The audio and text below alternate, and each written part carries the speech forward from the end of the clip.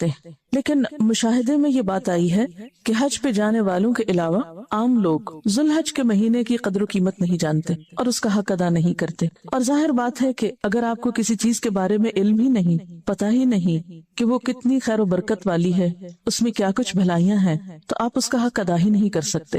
اس لیے مناسب معلوم ہوتا ہے کہ اس مہینے کو پہچانا بھی جائے اور اس مہینے میں کیا کچھ کرنا چاہیے، ان اعمال کا بھی تذکرہ کیا جائے، ان کی بھی یاد دہانی کی جائے، تاکہ ہم بہتر سے بہتر فائدہ اٹھا سکیں اس مہینے کی رحمتوں اور برکتوں سے۔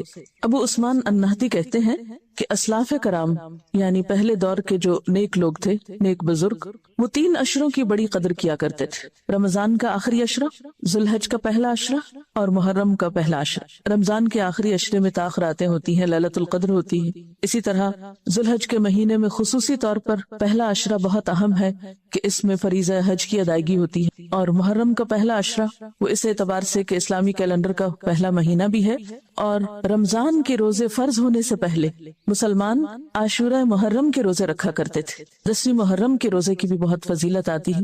آج ہم ماہ ذوالحج پہ بات کریں گے، اور ماہ ذوالحج میں بھی خاص طور پر پہلا اشرہ، پہلے 10 دن کی فضیلت کے بارے میں۔ ان 10 دنوں کی اہمیت کا اندازہ آپ اس بات سے بھی لگا سکتے ہیں کہ اللہ تعالیٰ نے قرآن پاک میں ان 10 دنوں کی قسم کھائی ہے، اور جس چیز کی قسم اللہ تعالیٰ کھاتے ہیں پھر اس سے اس چیز کی اہمیت کا اندازہ آپ کر سکتے ہیں۔ سورۃ الفجر میں اللہ تعالیٰ فرماتے ہیں والفجر وليال عشر، قسم ہے فجر کی اور 10 راتوں کی۔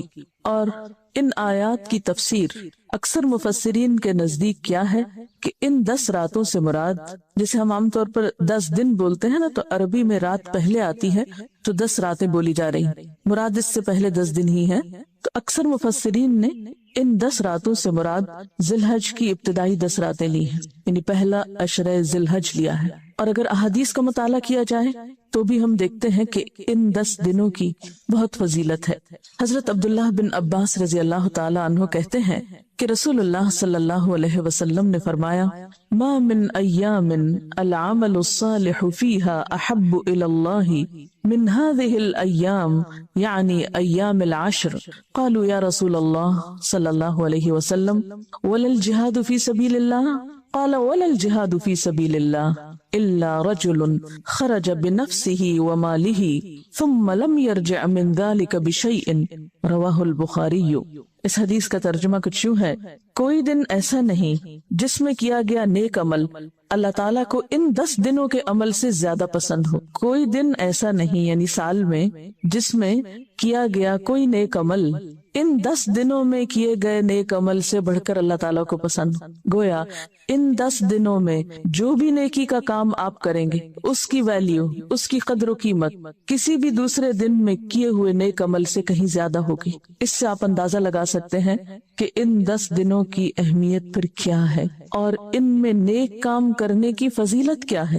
لیکن عموماً ہم جانتے ہی نہیں، اس لیے ہم عام طور پر ان 10 دنوں کو بہت نارمل لیتے ہیں اور ایسے ہی گزار دیتے ہیں جیسے سال کے کوئی اور دن ہو، ان کی طرف توجہ بھی نہیں دیتے۔ اس پر صحابہ کرام نے پوچھا، اور ظاہر ہے کہ انہیں حیرت ہوئی کہ یا رسول اللہ صلی اللہ علیہ وسلم، کیا اللہ کے راستے میں جہاد کرنا بھی اتنا پسندیدہ نہیں ان دنوں میں؟ یعنی اتنا پسندیدہ نہیں؟ تو آپ نے فرمایا ہاں، اللہ کے راستے میں جہاد کرنا بھی اتنا پسندیدہ نہیں، سوائے اس کے کہ انسان اپنی جان و مال کے ساتھ نکلا اور واپس نہ لوٹا، یعنی شہید ہو گیا۔ تو عام دنوں میں اگر کوئی شخص اپنی جان اور مال دونوں کو اللہ کے راہ میں دے دیتا ہے تو وہ عمل اس سے بڑھ کے ہو سکتا ہے، لیکن اس کے علاوہ ان دنوں میں جو بھی کام کیا جائے گا اجر و ثواب اور قدر و منزلت کے اعتبار سے اللہ کے ہاں بہت بڑا مقام پائے گا۔ ایک اور حدیث میں آتا ہے، ابن حبان کی روایت ہے، حضرت جابر رضی اللہ تعالی عنہ سے رسول اللہ صلی اللہ علیہ وسلم سے روایت کرتے ہیں کہ آپ نے فرمایا افضل ایام الدنیا ایام العشر یعنی عشر ذی الحج قال ولا مثلهن فی سبیل اللہ الا رجل عفر وجهه فی التراب۔ ترجمہ ہے، دنیا کے سارے ایام کے مقابلے میں 10 ایام 10 دن یعنی عشرہ ذی الحجہ سب سے زیادہ افضل ہیں۔ آپ سے پوچھا گیا کیا جہاد فی سبیل اللہ بھی ان کے برابر نہیں؟ تو آپ نے فرمایا جہاد فی سبیل اللہ بھی ان جیسا نہیں سوائے اس جہاد کے جس میں انسان شہید ہو جائے۔ اب سوال یہ پیدا ہوتا ہے کہ ان 10 دنوں کی اتنی اہمیت کیوں ہے، اس کی وجہ کیا ہے، کیوں ان کو اتنی فضیلت حاصل ہے؟ تو اگر ان 10 دنوں پر غور کیا جائے تو اس میں کئی اہمیت کی باتیں ہمارے سامنے آتی۔ پہلی بات کہ انہی 10 دنوں میں یوم عرفہ ہے، یعنی 9 ذی الحج، جو حج کا اصل دن ہے۔ حضرت عبداللہ بن عامر کہتے ہیں کہ میں نبی صلی اللہ علیہ وسلم کے پاس تھا کہ کچھ لوگ آئے اور حج کے بارے میں پوچھا تو آپ نے فرمایا الحج عرفہ، حج عرفات میں ٹھہرنے کا نام ہے۔ تو اس وجہ سے یوم عرفہ جو ہے وہ بہت ہی اہمیت کا حامل ہے۔ یوم عرفہ دراصل گناہوں کی مغفرت اور جہنم سے نجات حاصل کرنے کا دن ہے۔ سال میں ہم کئی دن مناتے ہیں نا، کئی طرح کے، تو یہ دن خاص طور پر گناہوں سے نجات، گناہوں سے مغفرت اور جہنم سے بچنے کا دن ہے۔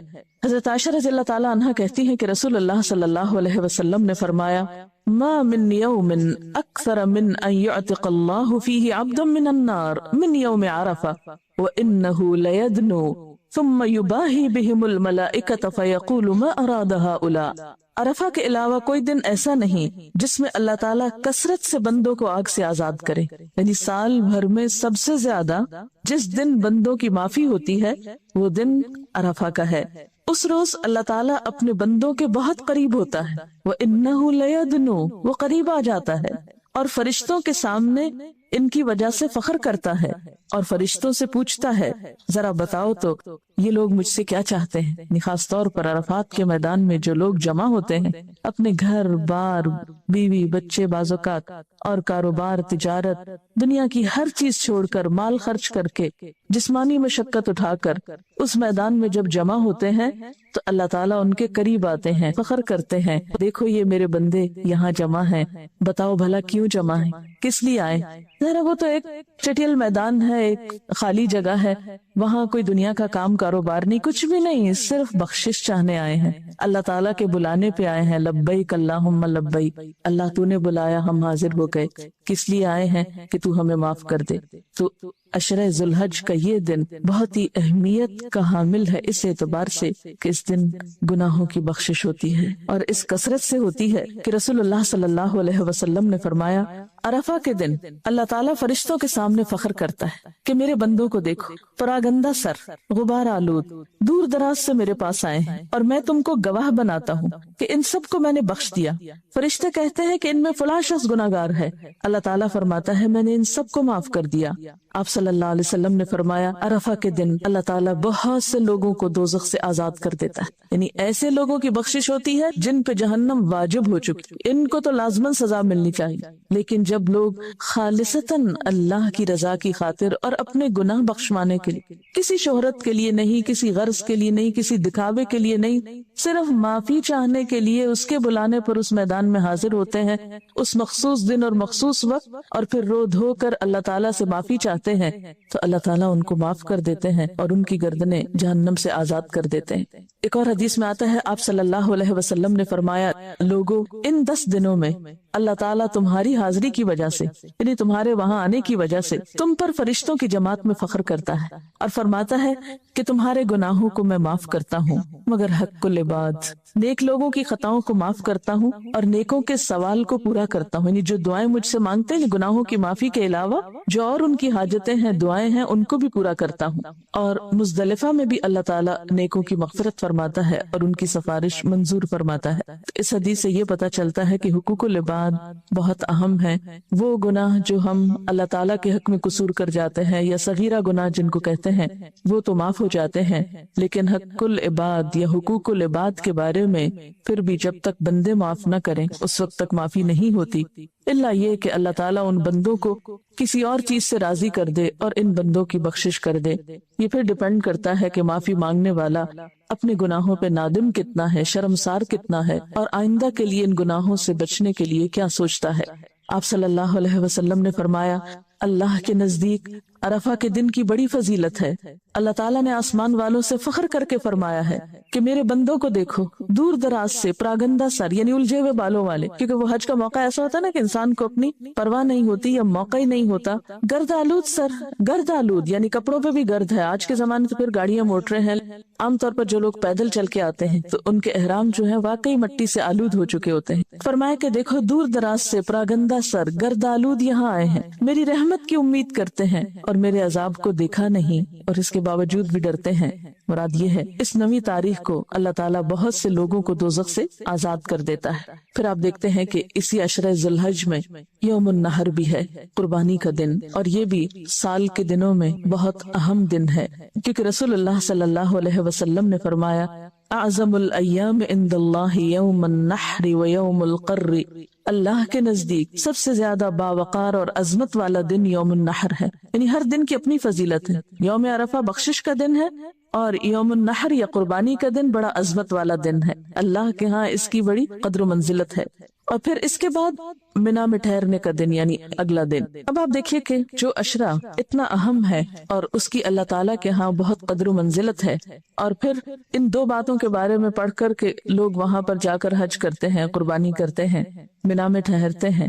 اگر ہم لوگوں کو یہ موقع نہیں ملتا تو پھر کیا کریں؟ یعنی اگر ہم حج پہ نہیں جا سکتے تو یہاں رہ کر ان دنوں سے کیسے فائدہ اٹھا سکتے ہیں؟ ہمیں کیا کچھ کرنا چاہیے؟ تو آئیے چند باتیں اس کے بارے میں کرتے ہیں۔ سب سے پہلا کام، ذی الحج کا چاند دیکھ کر دعا مانگنی چاہیے۔ عام طور پر عید الفطر کا چاند تو بہت سے لوگ دیکھنے کا اہتمام کرتے ہیں، لیکن ذی الحج کا چاند دیکھنا بھول جاتے ہیں، کیونکہ ان دنوں کی حاجیوں کے نزدیک تو بہت اہمیت ہوتی ہے، لیکن عام لوگ بھولے ہوئے ہوتے ہیں۔ اور ویسے بھی ہر مہینے جب چاند دیکھیں تو دعا مانگیں، اور وہ دعا بھی بہت خوبصورت ہے، اللہم احلہ علینا بالامن والایمان والسلامت والاسلام ربی و ربک اللہ، اے اللہ تو اس چاند کو ہم پر امن و ایمان اور سلامتی اور اسلام کے ساتھ طلوع فرما، اے چاند میرا اور تمہارا رب اللہ ہی ہے۔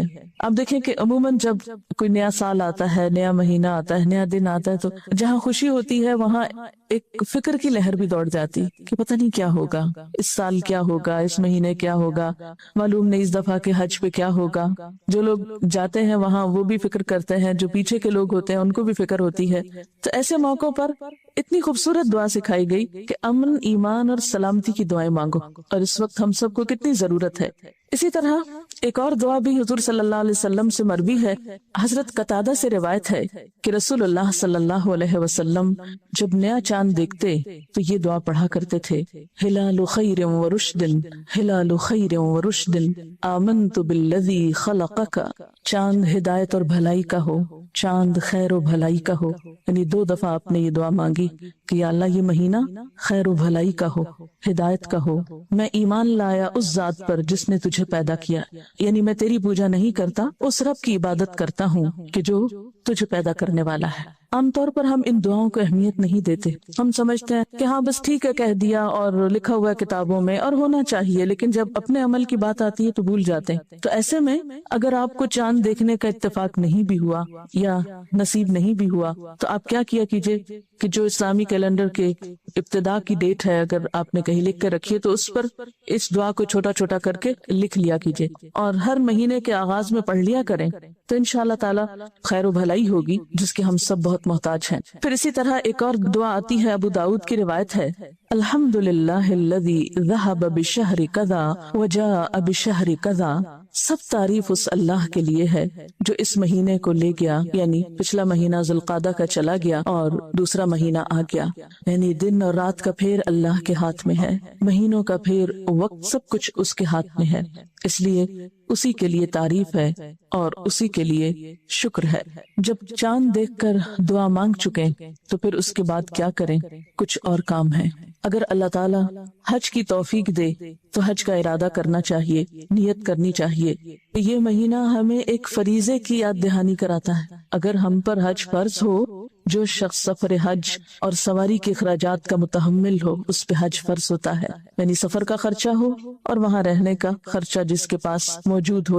قرآن پاک میں اللہ تعالیٰ فرماتے ہیں وَلِلَّهِ عَلَى النَّاسِ حِجُّ الْبَيْتِ مَنِ اسْتَطَاعَ إِلَيْهِ سَبِيلًا وَمَنْ كَفَرَ فَإِنَّ اللَّهَ غَنِيٌّ عَنِ الْعَالَمِينَ۔ لوگوں پر اللہ کا یہ حق ہے، یعنی اللہ کا حق ہے کہ جو اس کے گھر تک پہنچنے کی استطاعت رکھتا ہو، یعنی جو کوئی وہاں جا سکتا ہو وہ اس کا حج کرے، اور جو کوئی اس حکم کی پیروی سے انکار کرے، یعنی استطاعت کے باوجود جانے کا سوچتا ہی نہیں اور جائے ہی نہیں، تو اسے معلوم ہونا چاہیے کہ اللہ تمام دنیا والوں سے بے نیاز ہے۔ اسے پرواہ نہیں ہے ایسے لوگوں کی کہ جن کو اللہ نے مال دیا ہے، وسعت دی ہے، حیثیت دی ہے، استطاعت ہے، اور پھر بھی وہ اس کے گھر آنے کے لیے نہیں سوچتے، اس کی طرف رجوع نہیں کرتے۔ اسی لیے آپ صلی اللہ علیہ وسلم نے فرمایا اگر کسی شخص کو واقعی محتاجی نہیں ہے اور کسی ظالم اقتدار کی طرف سے رکاوٹ بھی نہیں ہے، پھر بھی اس نے حج نہیں کیا، تو چاہے وہ یہودی ہو کر مرے یا نصرانی ہو کر۔ حضرت عبداللہ بن عباس کہتے ہیں کہ رسول اللہ صلی اللہ علیہ وسلم نے فرمایا اے لوگو، تم پہ حج فرض ہو چکا ہے، اس کی ادائیگی میں جلدی کرو، یعنی جن لوگوں پہ حج فرض ہو چکا ہے ان کو فرمایا اس لیے کہ تم میں سے کوئی نہیں جانتا کہ کب کیا رکاوٹ پیش آ جائے، کیونکہ بعض اوقات ہمارا ارادہ ہوتا ہے، نیت ہوتی ہے، تیاری ہوتی ہے، کچھ پتہ نہیں کہ آئندہ سال حالات کیا ہوں، صحت کیسی ہو، دنیا کے حالات کیا ہوں۔ اس لیے جس کو جب موقع ملے اپنی طرف سے فریضہ ادا کرنے کی پوری کوشش کرے۔ اور اس سلسلے میں خواتین کے لیے خاص طور پر آپ صلی اللہ علیہ وسلم نے کیا فرمایا کہ بوڑھوں، کمزوروں اور عورتوں کے لیے حج اور عمرہ کرنا ثواب میں جہاد کے برابر ہے۔ یہ تو تھا اس عشرے کا اہم ترین کام۔ دوسرا کام ہے روزہ رکھنا۔ روزہ رکھنا اللہ کے نزدیک افضل اور محبوب عمل ہے۔ حضرت ابو سعید خدری سے روایت ہے کہ رسول اللہ صلی اللہ علیہ وسلم نے فرمایا جو شخص اللہ کی راہ میں ایک روزہ رکھتا ہے، اللہ تعالیٰ اس کے بدلے میں اس کے اور جہنم کے درمیان 70 سال کا فاصلہ پیدا فرما دیتے ہیں۔ یعنی روزہ جو ہے ایک ایسی پسندیدہ عبادت ہے جو انسان کو دوزخ کی آگ سے دور کرتی ہے۔ رمضان کے روزے تو فرض ہیں، ان دنوں کے روزے فرض تو نہیں ہیں لیکن بہت اجر و ثواب کے حامل ہیں۔ ابھی پیچھے آپ نے حدیث پڑھی نا کہ ان دنوں میں کوئی بھی جو نیک عمل کیا جاتا ہے وہ عام دنوں کی نسبت بہت زیادہ ثواب کا حامل ہوتا ہے۔ تو مثلا اس عشرے میں روزہ رکھیں گے تو اس کا اجر و ثواب جو ہے وہ کہیں زیادہ ہوگا پچھلے مہینے کے روزے رکھنے، یا مثلا اس سے آگے ایک رمضان کے روزوں کا بہت ثواب ہے، پھر اسی طرح عاشورہ محرم کے روزے کا اور ذی الحج کے ان پہلے دنوں کے روزے کا، اور خاص طور پر 9 تاریخ کا روزہ، 9 ذی الحج کا روزہ جو حاجیوں کے لیے تو نہیں ہے لیکن ہم جیسے لوگ جو پیچھے ہوں وہ اہل حج کے ساتھ اس دن روزے جیسی عبادت کے ذریعے ان کے ساتھ شریک ہو سکتے ہیں۔ اس کے بارے میں آپ صلی اللہ علیہ وسلم نے فرمایا صوم یوم عرفہ احتسب علی اللہ ان یکفر السنۃ التي قبلہ والتي بعدہ۔ صحیح مسلم کی روایت ہے یوم عرفہ کے روزے کے متعلق مجھے اللہ تعالیٰ سے امید ہے کہ وہ 1 سال پہلے اور 1 سال بعد کے گناہوں کے لیے کفارہ بن جائے گا۔ یعنی اگر آپ اس دن کا روزہ رکھتے ہیں تو اللہ تعالیٰ سے اس امید کے ساتھ کہ پچھلے سال کے بھی گناہ معاف ہو جائے اور آئندہ کے بھی، یعنی جو کیے ہیں اور جو نہیں کیے۔ ایک اور روایت میں آتا ہے کہ عشرہ ذی الحج میں عبادت اللہ تعالیٰ کو بہت پسند ہے، ان دنوں میں ایک روزہ رکھنے کا ثواب سال بھر کے روزوں کے ثواب کے برابر ہوتا ہے۔ ترمذی کی اس روایت میں کیا آتا ہے کہ اگر آپ ان دنوں میں روزہ رکھتے ہیں، مثلا یہ پہلے 9 دن، ایک ایک روزے کا ثواب کتنا ہے جیسے آپ نے سال بھر روزہ رکھا۔ اور اگر آپ کے مثلا قضا روزے رہتے تو آپ کو کبھی بھی رکھنے ہیں، اگر ان دنوں میں رکھ لیں تو اس میں کیا ہوگا، قضا بھی ہو جائے گی اور ان دنوں میں روزہ رکھنے کا ثواب بھی ہو جائے گا۔ لیکن 9 تاریخ کا روزہ جو ہے وہ خالصتاً اسی نیت سے رکھیے، اس کو قضا میں نہ رکھیے۔ حضرت حنیدہ بن خالد اپنی بیوی سے روایت کرتے ہیں اور وہ حضور صلی اللہ علیہ وسلم کی زوجہ محترمہ سے روایت کرتی ہیں، وہ فرماتی ہیں کہ رسول اللہ صلی اللہ علیہ وسلم 10ویں محرم اور ذی الحج کے 9 دن اور 3 دن ہر مہینے سے اس طرح کے پہلی پیر اور 2 خمیس روزے رکھتے تھے۔ یعنی آپ کے روزوں کا طریقہ کیا تھا، 10ویں محرم کا روزہ رکھتے، ذی الحج کے یہ 9 دن روزے رکھتے اور ہر مہینے کے 3 دن، اور وہ کس طرح، ایک تو وہ آتا نا ایام 20 کے روزے، اور ایک دوسرا بھی آتا ہے کہ پہلے منڈے کو، ضروری نہیں کہ وہ پہلی تاریخ کو ہی ہو، وہ 2، 3، 4، 5 کو بھی ہو سکتی۔ تو آپ صلی اللہ علیہ وسلم ہر مہینے میں پہلی پیر، پھر خمیس اور اس کے بعد والی خمیس کے روزے نہیں چھوڑتے تھے۔ خمیس کہتے ہیں تھرسڈے کو، جمعرات، ہر ماہ کی پہلی پیر، پھر جمعرات اور اس کے بعد والی جمعرات، یعنی اس طریقے پر آپ روزے رکھا کرتے تھے۔ اب آپ یہاں پر روایت کو بھی دیکھیے کہ شوہر بیوی سے روایت کر رہے ہیں، اور بیوی کہاں سے کر رہی ہیں، آپ صلی اللہ علیہ وسلم کی زوجہ محترمہ سے۔ اس سے کیا پتہ چلتا ہے کہ اسلام میں علم مرد اور عورت دونوں کے لیے، اور علم کی خدمت دونوں نے کی ہے۔ حضرت عائشہ رضی اللہ تعالیٰ عنہا سے روایت ہے جس میں ان سے ان روزوں کے متعلق سوال ہوا کہ کیا آپ یہ روزے رکھتے تھے، تو انہوں نے جواب دیا ہاں۔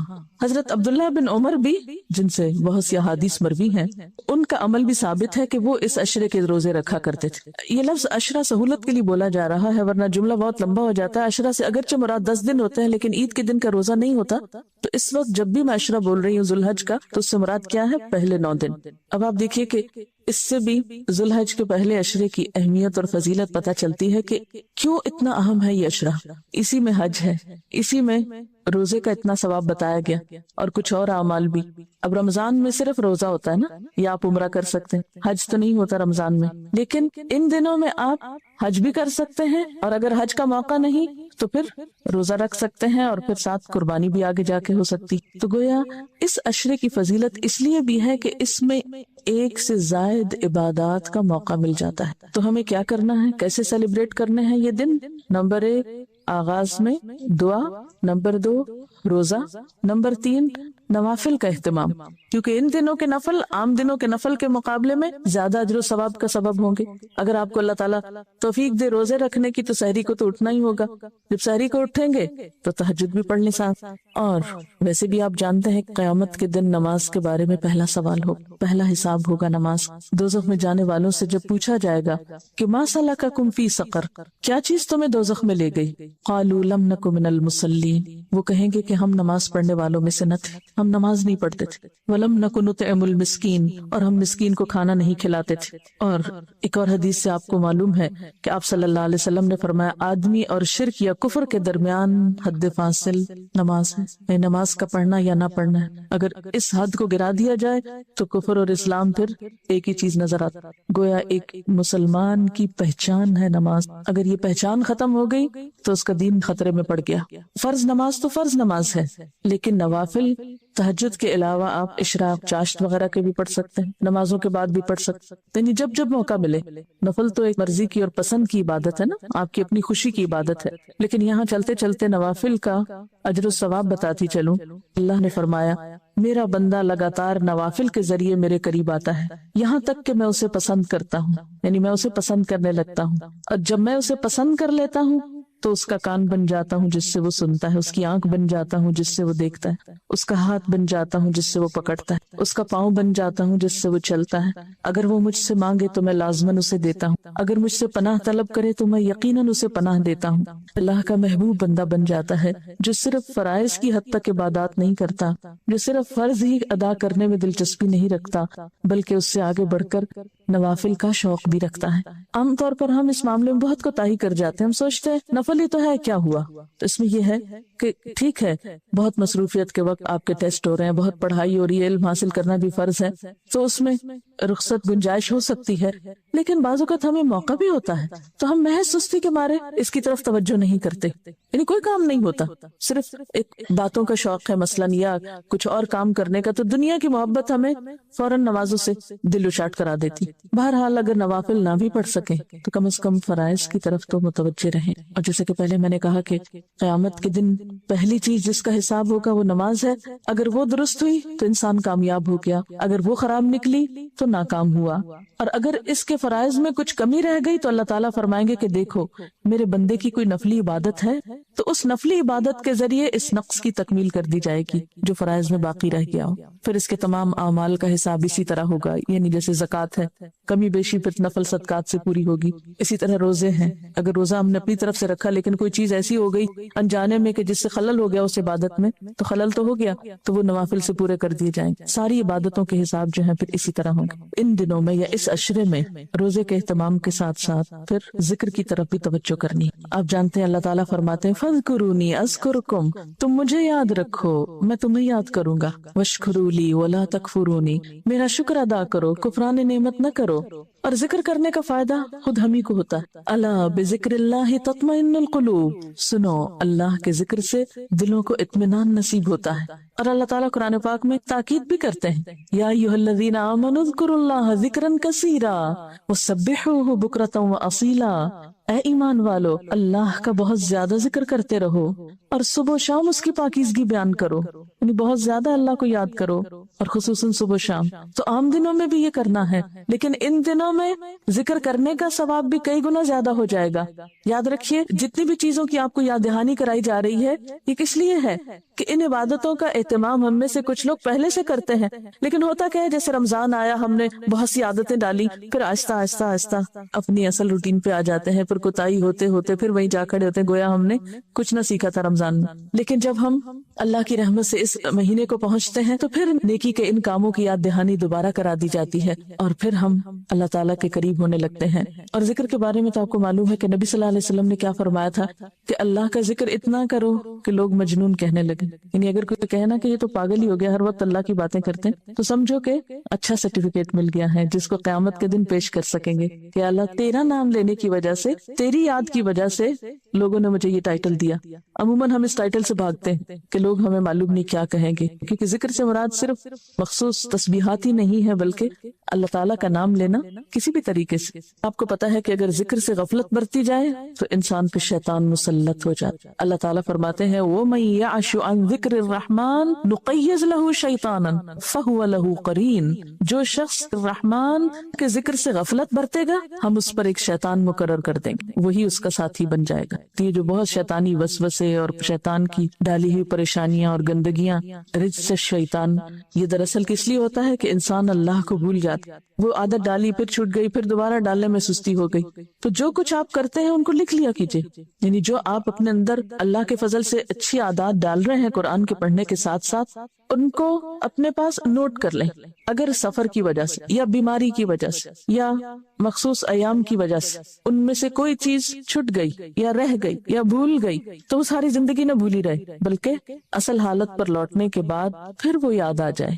آپ صلی اللہ علیہ وسلم نے فرمایا جو شخص اپنے رب کو یاد کرتا ہے اس کی مثال زندہ کی سی ہے، اور جو اپنے رب کو یاد نہیں کرتا وہ مردے کی طرح ہے. کیونکہ مردے یاد نہیں کر سکیں گے نا. میں کبھی کبھی سوچتی ہوں اللہ قبر میں تو اتنا ٹائم ہوگا، اتنا ہوگا، اچھا نہیں کتنے سو سال وہاں رہنا ہے، تو کوئی طریقہ نہیں ہو سکتا کہ آپ ہمیں وہاں بھی ذکر کی اجازت دے دیں یا کوئی موقع دے دیں کہ تجھے یاد کرتے رہیں.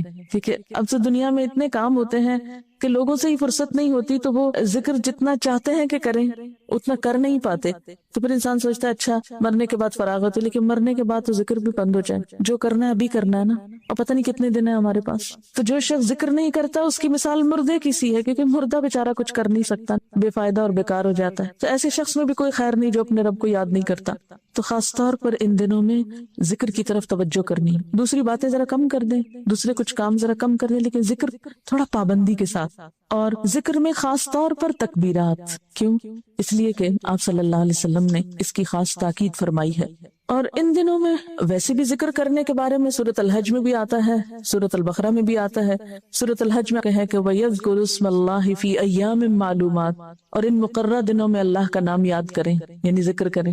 حضرت عبداللہ بن عباس فرماتے ہیں کہ اس سے مراد ذی الحج کے ابتدائی 10 دن ہیں بخاری کی روایت کے مطابق. اور وَاذْكُرُوا اللَّهَ فِي أَيَّامٍ مَّعْلُومَاتٍ، یہ قرآن کا حکم ہے. معلوم دنوں میں، چند گنے چنے دنوں میں اللہ کا ذکر کرو. کون سے ہیں یہ دن؟ یہی عشرہ ذی الحج ہے، اور خصوصاً ایام تشریق 11، 12 اور 13 ذی الحج. ان میں کثرت سے تکبیر پڑھنی ہے، کیونکہ آپ صلی اللہ علیہ وسلم نے فرمایا اللہ کے نزدیک ایام عشرہ ذی الحج کے مقابلے میں کوئی دن زیادہ عظمت والے نہیں، اور کوئی عمل ان 10 دنوں میں کیے گئے عمل سے زیادہ محبوب نہیں. اس لیے ان ایام میں لا الہ الا اللہ، اللہ اکبر اور الحمدللہ جیسے اذکار کثرت سے کیا کرو. امام بخاری فرماتے ہیں کہ حضرت ابن عمر اور ابو ہریرہ رضی اللہ تعالی عنہ ان دنوں میں بازار نکل جاتے، بلند آواز سے تکبیر کہتے. کیوں؟ تاکہ لوگوں کو یاد آ جائے اور دوسرے لوگ بھی ان کی تکبیر سن کر تکبیر کہنے لگتے. یعنی ایک تو یہ ہو سکتا تھا نا کہ وہ لوگوں کو کہتے لوگوں تکبیر پڑھو، اور ایک یہ کہ وہ خود تکبیریں پڑھنا شروع کر دیتے تو لوگ ان کو سن کے پڑھنے لگتے. اسی طرح بخاری اور مسلم کی روایت کے مطابق عورتیں اپنے گھروں میں تکبیریں پڑھ سکتی ہیں، اور اس کے لیے آپ کیا کر سکتے ہیں کہ مثلاً تکبیرات کی ایک کیسٹ تیار کرائی گئی تھی. یہاں پر آپ سویرے سویرے اٹھ کر بس پابندی سے اپنے گھر میں جیسے تیار ہو رہے ہیں، کچھ کر رہے ہیں، وہ کیسٹ لگا دیں، کسی کو مت کہیں تکبیریں پڑھیں. اب ہوگا کیا کہ جب بچوں کی آنکھ اس آواز سے کھلے گی یا سب سے پہلے الفاظ تکبیرات کے کانوں میں پڑیں گے تو وہ پھر دن بھر خود بخود بولتے رہیں گے. ہم نے دیکھا ہوگا نا کوئی بول، کوئی شعر، کوئی گانا، کوئی جملہ ہماری زبان پہ سویرے سویرے اگر نکل جائے تو سارا دن نکلتا رہتا ہے انکانشیسلی. اس لیے صرف آپ آن کر دیں، پھر آپ کو بھی یاد رہے گا انشاءاللہ اور گھر والوں کو بھی یاد ہو. ان تکبیرات کو فریج پہ، کھانے کی میز کے پاس کہیں، یعنی کوئی ایسی جگہ جہاں آپ سب گھر والے بیٹھتے ہوں یا جہاں سے گزرتے ہوں، مثلا گھر کی انٹرنس پہ یا باہر نکلتے وقت یا 2-3 جگہوں پر بھی آپ لگا سکتے ہیں. تو کیا ہوگا، جو ہی نظر پڑے گی تو آپ کو یاد آ جائے اوہ میں نے تکبیریں پڑھنی تھی. اللہ اکبر، اللہ اکبر، لا الہ الا اللہ، واللہ اکبر، اللہ اکبر وللہ الحمد. اس کے علاوہ ان دنوں میں صدقہ خیرات کیا جا سکتا، کیونکہ عام دنوں کے مقابلے میں ان دنوں میں خرچ کرنے کا ثواب کئی گنا زیادہ ہوگا. جیسے رمضان میں خرچ کرنے کا ثواب عام دنوں کے مقابلے میں زیادہ ہے، تو ان دنوں میں بھی آپ خصوصی صدقے کا اہتمام کریں. قرآن پاک میں اللہ تعالیٰ فرماتے ہیں وَأَنفِقُوا مِمَّا رَزَقْنَاكُمْ مِن قَبْلِ أَن يَأْتِيَ أَحَدَكُمُ الْمَوْتُ فَيَقُولَ رَبِّ لَوْلَا أَخَّرْتَنِي إِلَى أَجَلٍ قَرِيبٍ فَأَصَّدَّقَ وَأَكُن مِّنَ الصَّالِحِينَ. جو رزق ہم نے تمہیں دیا ہے اس میں سے خرچ کرو اس سے پہلے کہ تم میں سے کسی کی موت کا وقت آ جائے، اور اس وقت وہ کہے کہ اے میرے رب کیوں نہ تو نے مجھے تھوڑی سی مہلت اور دے دی، تھوڑا وقت اور مل جاتا کہ میں صدقہ دیتا اور سالے لوگوں میں شامل ہو جاتا. یا اللہ میں صدقہ کر کے نیک بن جاتا، صدقہ دیتا اور نیک بندوں میں شامل ہو جاتا. یا اللہ تھوڑا سا وقت اور مل جاتا. تو موت کے وقت تو 1 منٹ بھی اور نہیں ملے گا. اب جو وقت ملا ہے اس میں کچھ نہ کچھ کر لینا چاہیے، کیونکہ قیامت کے دن تو پھر کوئی کام نہیں آئے گا. یا ایھا الذین آمنوا انفقوا مما رزقناکم من قبل ان یأتی یوم لا بیع فیہ ولا خلۃ ولا شفاعہ والکافرون هم الظالمون. اے لوگو جو ایمان لائے ہو، جو کچھ مال و متاع ہم نے تم کو بخشا ہے، جو کچھ ہم نے تم کو دیا ہے اس میں سے خرچ کرو، یعنی اپنی ملکیت کی چیزوں میں سے کرنا چاہیے قبل اس کے کہ وہ دن آ جائے جس میں نہ خرید و فروخت ہوگی، کیونکہ دنیا میں ہم مال بچا کے رکھتے ہیں کہ بزنس میں لگائیں گے، نہ دوستی کام آئے گی نہ سفارش چلے گی. اور ظالم اصل میں وہ ہے جو انکار کی روش اختیار کرتے ہیں، یعنی احکام سن کے بھی ٹس سے مس نہیں ہوتے. آپ صلی اللہ علیہ وسلم نے فرمایا قیامت کے دن جب کوئی سایہ نہ ہوگا تو صدقہ مومن پہ سایہ بن جائے گا. ان ظل المؤمن یوم القیامت صدقتہ، مومن کا سایہ قیامت کے دن اس کا صدقہ ہوگا. صدقہ اللہ تعالیٰ کے غضب کو ٹھنڈا کرتا ہے، بری موت سے بچاتا ہے. آپ نے فرمایا صدقہ کرنے میں جلدی کرو، کیونکہ بلائیں صدقے سے آگے نہیں بڑھ سکتی، صدقے سے رک جاتی. یعنی کوئی مصیبت آ رہی ہوتی ہے اور صدقہ کرنے سے پیچھے چلی جاتی، صدقہ مصیبت میں رکاوٹ ڈال دے. اللہ تعالیٰ فرماتے ہیں یا ابن آدم انفق انفق علیک، اے انسان تو میری راہ میں خرچ کر، میں تیرے اوپر خرچ کروں گا، تو دے میں تجھے اور دوں گا. آپ صلی اللہ علیہ وسلم نے فرمایا صدقہ مال کو کم نہیں کرتا. یعنی ہم سمجھتے ہیں شاید دینے سے ہمارا تھوڑا ہو جائے گا، نہیں ہوتا، فکر نہیں کرو اور آ جائے. اور پھر آدمی کا اپنی زندگی میں 1 درہم خرچ کرنا موت کے وقت 100 درہم خرچ کرنے سے زیادہ بہتر ہے. یعنی جب انسان ایسی بیماری میں مبتلا ہو جائے کہ اس کو پتا چلے کہ اب تو میں بچ ہی نہیں سکتا، اب تو موت آئی کہ آئی، اب جو کچھ وہ خرچ کرے گا وہ اگر 100 بھی خرچ کر رہا ہے تو صحت میں اچھی حالت میں اگر اس کے مقابلے میں 1 بھی خرچ کیا تھا تو اس کا اجر و ثواب زیادہ ہے. لیکن عام طور پر ہم صحت کے وقت، خوشحالی کے وقت، اچھے دنوں میں کب یاد کرتے ہیں اللہ؟ اور صدقہ نہ کرنا، بخل کرنا اپنے آپ کو ہی نقصان دیتا ہے. وَمَن يَبْخَلْ فَإِنَّمَا يَبْخَلُ عَن نَفْسِهِ، جو بخل کرے گا وہ دراصل اپنے آپ سے ہی کرے گا. سورۃ محمد میں آتے ہیں نا کہ ہاں انتم ہؤلاء، یہ تم وہ لوگ ہو تدعون لتنفقوا فی سبیل اللہ، تمہیں بلایا جاتا ہے کہ اللہ کے راستے میں خرچ کرو. فمنکم من یبخل، تو تم میں سے بعض لوگ بخل کرتے ہیں، کچھ نہیں دیتے. ومن یبخل فإنما يبخل عن نفسه، تو جس نے بخل کیا وہ دراصل اپنی ہی ذات کے لیے بخل کرتا ہے، اپنے آپ سے ہی بخل کرتا ہے، اپنا ہی نقصان. فأما من بخل واستغنى وكذب بالحسنى فسنيسره للعسرى وما يغني عنه ماله اذا تردى. جس نے بخل کیا اور اللہ تعالیٰ سے بے نیازی برتی اور بھلائی کو جھٹلایا، اس کو ہم سخت راستے کی سہولت دیں گے، یعنی اس کے لیے مشکلات پیدا کریں گے. اس کا مال آخر اس کے کس کام آئے گا جب وہ خود ہلاک ہو گیا؟ انسان فوت ہو جائے تو مال و دولت جو پیچھے ہے وہ نجات تو نہیں دے سکتا، وہ تو اب وارثوں کا ہو گیا. وہ جہاں چاہے خرچ کرے، چاہے تو اچھی جگہ پہ کرے اور چاہے تو غلط جگہ پہ خرچ کرے. کمایا آپ نے تھا، محنت آپ نے کی، مالک آپ تھے، لیکن جب آپ چلے گئے دنیا سے تو اوروں کا ہو گیا اور انہوں نے اس کے ساتھ جو جی چاہا کیا. مال مفت دل بے رحم، کیونکہ جو مال انسان خود کماتا ہے اس کی پھر قدر ہوتی، اور جو وراثت میں مفت میں مل جاتا ہے عموماً اس کی قدردانی نہیں ہوتی. اور یہ بھی یاد رکھیے کہ اللہ کی راہ میں دینے والوں کے لیے فرشتے بھی دعائیں کرتے ہیں. بخاری کی روایت ہے ہر روز صبح 2 فرشتے اترتے ہیں. ایک یہ دعا کرتا ہے یا اللہ سخی اور خرچ کرنے والے کو مال میں زیادتی اور برکت دے. دوسرا کہتا ہے نہ دینے والے بخیل اور کنجوس کے مال میں کمی کر دے اور اس کو برباد کر دے. تو ان دنوں میں خصوصی صدقات کرنے ہیں آپ انشاءاللہ. سب سے پہلی چیز، اگر آپ نے ابھی تک زکوٰۃ نہیں دی تو فوراً اس کا حساب کی، یعنی زکوٰۃ اگر ڈیو ہے، کیونکہ بعض اوقات ہم رمضان میں دے دیتے ہیں یا آدھی اس وقت دے دیتے ہیں، پھر سوچتے ہیں اچھا بعد میں کچھ دے دیں گے، تو تاخیر نہ کیجیے، اس کو ادا کیجیے. پھر اسی طرح صدقے کی مختلف اقسام کی طرف توجہ کیجیے. فرض صدقے کی ادائیگی کے بعد، کیونکہ اگر فرض ادا نہیں ہوا تو نفل کا اتنا فائدہ نہیں ہوگا، نفل سے فرض پورا کیا جائے گا اور کئی نفل ملا کے ایک فرض بنتا ہے، اس لیے پہلے فرض ادا کریں. کوئی کسی کا قرضہ لوٹانا ہے اور وسعت ہو گئی اور صرف جان بوجھ کے ٹال مٹول کر لوٹائیے اس کو. کوئی نظر مانی ہوئی پورا کیجیے اس کو. کوئی کفارہ دینے والا رہتا ادا کیجیے اس کو. پھر اسی طرح کوئی امانت لوٹانے والی ہے وہ لوٹائیں. پھر رشتہ داروں، غریبوں، مسکینوں کی طرف توجہ کریں. عید کا موقع ہے، کچھ نہ کچھ تحفے تحائف کا بندوبست کر سکتے ہیں. اپنے گھر پہ تھوڑا لک ڈالیں، اپنے کپڑوں کا جائزہ لیں، اپنی رکھی ہوئی چیزوں کا، اسٹور کا، مختلف چیزوں کا. تو ایک تو رمضان میں ہم اینول کلینلینس کرتے ہیں، ڈی جنکنگ کرتے ہیں، اور ایک پھر ان دنوں میں ہر چیز پہ رک کے سوچیں اس کے بغیر گزارا ہو سکتا ہے. یاد رکھیے پھر میانہ روی اور اعتدال تو ضروری ہے، لیکن سال ہر سال سے جو چیزیں رکھی ہوئی ہیں، اچھا کبھی کا استعمال کریں گے، کبھی وہ کبھی کب آئے گا، وہ مرنے کے بعد تو آ ہی جائے گا، لیکن اس کبھی کو تھوڑا سا ابھی میں بھی بدل لیں.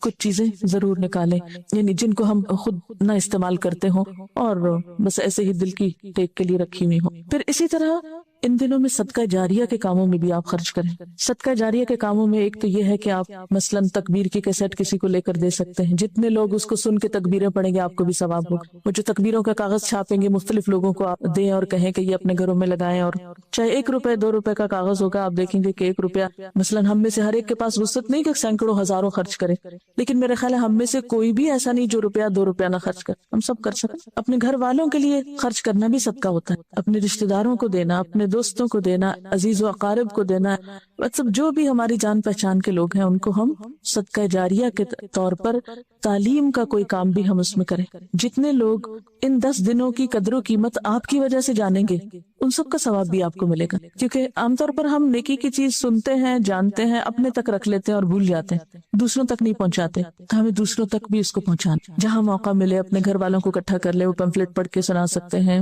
مثلاً، اور کیسٹ بھی لگا کے سنا سکتے ہیں. کوئی بھی طریقہ آپ اختیار کر سکتے ہیں، لیکن یہ ہے کہ ان سنتوں کو رواج دیں، ان نیکی کے کاموں کی طرف توجہ کریں. خود عمل کریں گے تو انشاءاللہ دوسروں کو بھی شوق آئے گا، دوسرے بھی کریں گے. پھر اسی طرح صدقہ جاریہ کے کاموں میں کوئی بھی آپ جو چیز سوچ سکتے ہیں جو علم کو پھیلانے کے لیے اور علم کو عام کرنے کے لیے آپ کوئی بھی طریقہ کر سکتے ہیں.